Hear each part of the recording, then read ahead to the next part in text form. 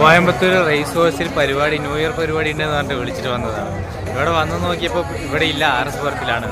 ഇനി ഇപ്പോൾ ഇവിടെ നിന്ന് വണ്ടി എടുത്തിട്ട് പോകാൻ പറ്റുമോ അതുമില്ല. അപ്പോൾ ഇവിടെ ഇങ്ങനെ വെറുതെ നടന്നുകൊണ്ടിരിക്കുകയാണ്. ഇതാണ് അവസ്ഥ ന്യൂ ഇയറിന് റേസ് കോഴ്സിന് വന്നാൽ.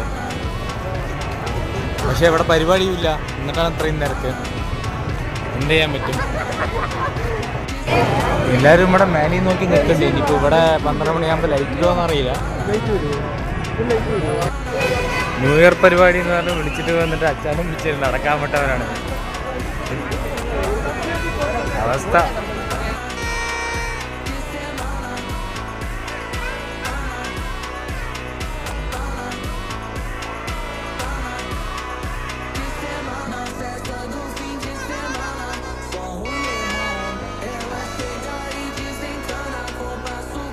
ഇത്രയും ജനങ്ങൾ 12 മണി വരെ വെയിറ്റ് ചെയ്തിട്ട് അവിടെ ഒരു ലൈറ്റ് പോലും ഇട്ടില്ല കേട്ടോ ആ ടവറിൽ. അത്രയും പേര് പ്രതീക്ഷിച്ചാണ് ഈ 12 മണിയൊക്കെ ഫോണും തൂക്കി പിടിച്ച് നിന്നത്. ഇത്രയും ജനങ്ങൾ വന്നത് അറിഞ്ഞിട്ടെങ്കിലും തമിഴ്നാട് ഗവൺമെൻറ് അത് ഒരു ലൈറ്റിങ്ങും തെളിയിച്ചിട്ടുണ്ടെങ്കിൽ അത്രയും വന്നതിന് എല്ലാവരും ഒന്ന് ഹാപ്പി ആയിട്ട് തിരിച്ചു പോയാണ്. പക്ഷേ അത് നടന്നില്ല.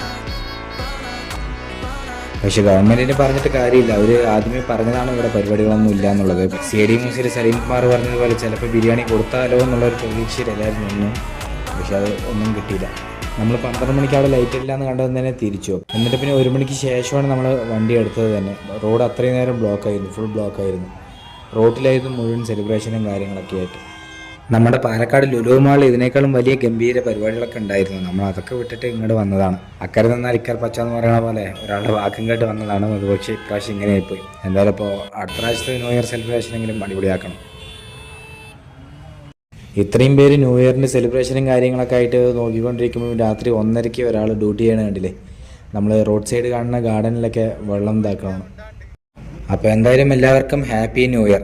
വർഷം മാത്രമേ മാറിയിട്ടുള്ളൂ, നമ്മളൊരിക്കലും മാറിയിട്ടില്ല എന്ന് പറഞ്ഞുകൊണ്ട് അടുത്ത വീഡിയോയിൽ കാണാം. ശരി എന്നാൽ.